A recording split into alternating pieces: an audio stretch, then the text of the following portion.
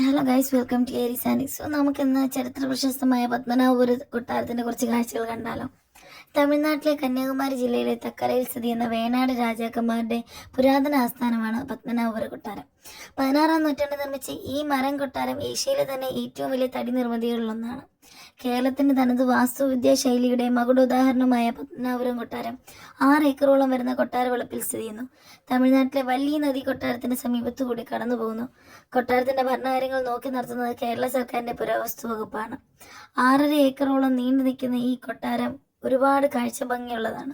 16-ാം നൂറ്റാണ്ടിൽ നിർമ്മിക്കപ്പെട്ട 400 വർഷക്കാലം പഴക്കമുള്ള ഈ കൊട്ടാരം പരമ്പരാഗത നിർമ്മാണ കലയുടെ സ്മാരകം കൂടിയാണ്. 6.5 ഏക്കറിൽ വ്യാപിച്ചു കിടക്കുന്ന ഈ കൊട്ടാരം 15 കെട്ടിടങ്ങളുടെ സമുച്ചയമാണ്.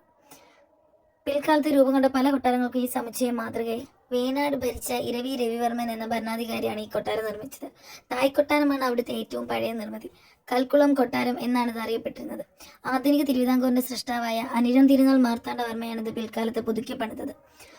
അങ്ങനെ മനോഹരമായ ഈ കൊട്ടാരം തന്റെ പരദേവനായ പത്മനാഭസ്വാമിക്ക് അത് സമർപ്പിച്ചതോടെ കൽക്കുളം വലിയ കോയിക്കൽ കൊട്ടാരം പത്മനാഭപുരം ആയി അറിയപ്പെടാൻ തുടങ്ങി.